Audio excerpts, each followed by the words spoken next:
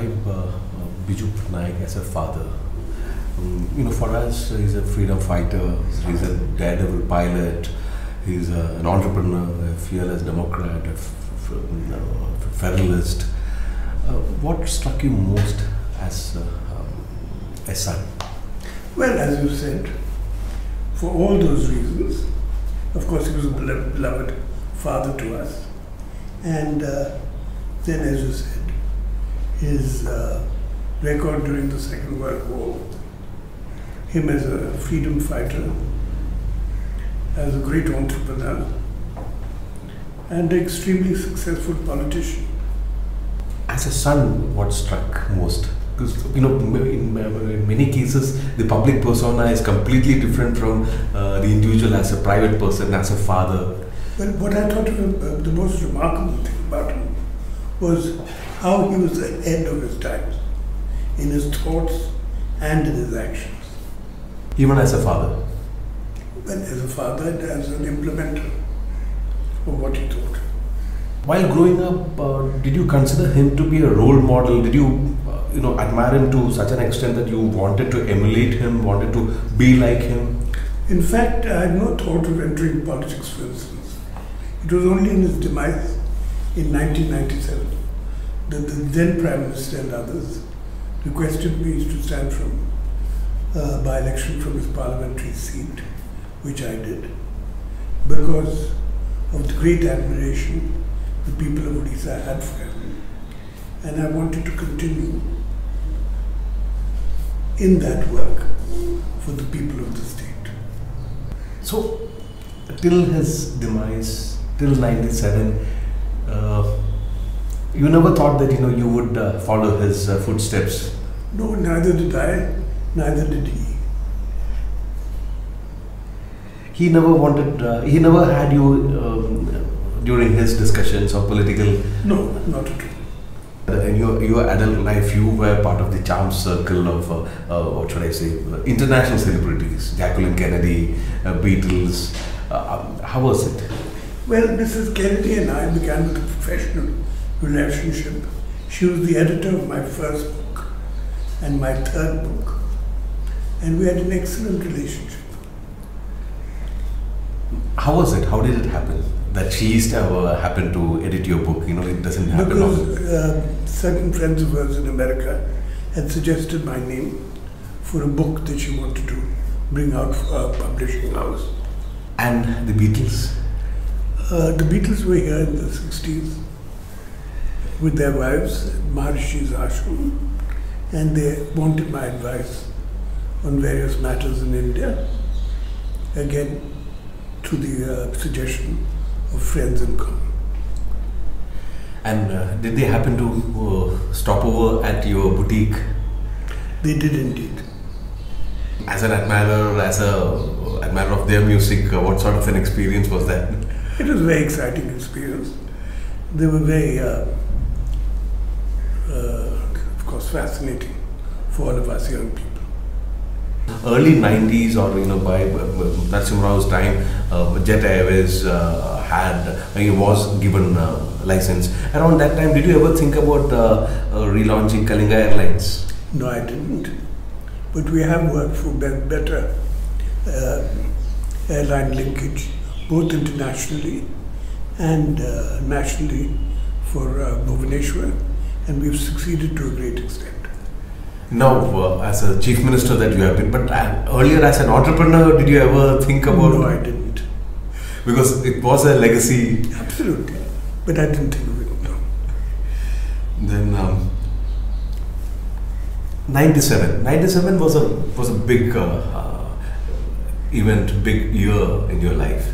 So you have already said that it was your father's, when he passed away, the then Prime Minister had asked you to join politics or contest. But that was a big decision in your life. So all the other inputs, all the extraneous things, but you are an extremely private person. I can't believe that you would listen to others and taking such a big jump. No, it is something that I wanted to do. I saw the opportunity and I did it. Why? As I said, because father's service to the people of Odisha, and I thought I could continue that to some extent. Did this plight of Odisha, did the state of Odisha, did the wild character of certain politicians, were there all also reasons? I would think so, yes.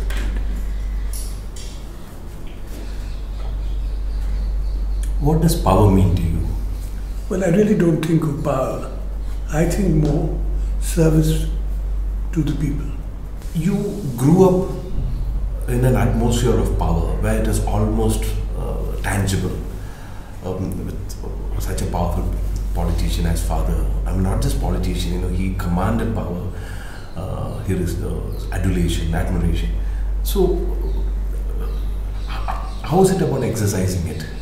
As I said, I never thought of it as power. I thought of it as service to the people, a duty to be done for the development of people. So, did you succeed as chief minister because you had no great love for these trappings of power? Well, I had no great love for the trappings of power, and I was concentrating much more on the development and the welfare of the people of the state. Or is it because you couldn't be bought? Because you had all the riches of the world. You studied in Doon School. You had a house on Aurangzeb Road. I mean, money couldn't have brought anything more to you. That is true. So that you didn't have a price. I don't think I had one. Yes. So now coming back to the state of Odisha, how do you explain the dramatic increase in growth and drop in poverty? How do you explain that in the sense that as a process?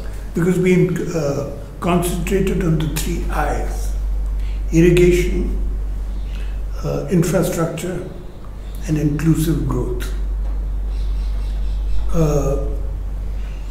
As far as irrigation is concerned, we've increased the potential hugely. We were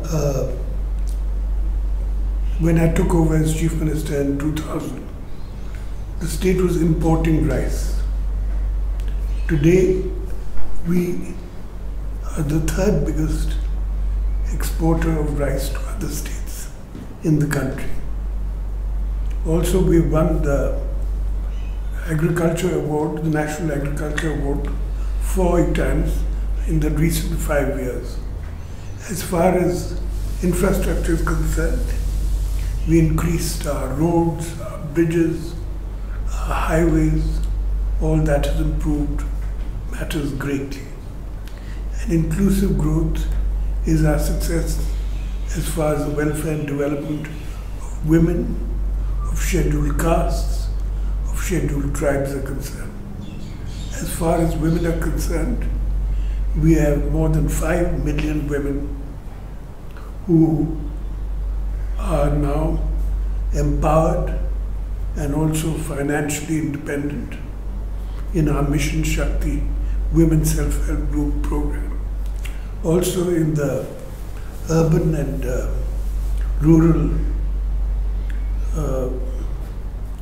bodies, we've granted 50% reservation for women. As Chief Minister, what was your personal intervention? As I said, concentrating on these pro-people and anti-poverty programs, which have been successful to a great extent. That is why our party has been elected for 4 terms consecutively. Is it because you give a lot of freedom to bureaucrats and you let them work and achieve success, deliver results? We certainly encourage the bureaucrats to work hard and deliver results. Now, probably for the first time in a few centuries, Odisha has overtaken West Bengal, at least in terms of per capita income, as a more prosperous state. Well, I'm very happy that we've succeeded in doing that. So, and that too, we have had very, I'm not as a competition against Bengal, but in general that we've succeeded. Absolutely. But 17 years in 17 years to achieve this sort of result. So obviously, I'm trying to draw you out in saying that there could be one reason, or at least 2 or 3 reasons. Personally, what you would have done, encouraging bureaucrats, definitely yes. But something in terms of checking corruption or in the last mile delivery. We've certainly tried to give a very transparent and progressive government, and we've worked very hard, as I said, to remove poverty, and we've succeeded to a great extent. And not speaking Odia, despite coming from this illustrious Odia family, is it also your own way of keeping a little bit of distance? No, not at all. Just that I didn't have the opportunity, because before I entered politics, I didn't really live in Odisha. So, but do you keep a distance as a person and a politician? Not necessarily. I don't think I keep a distance at all. I'm interacting with the people and others all the time.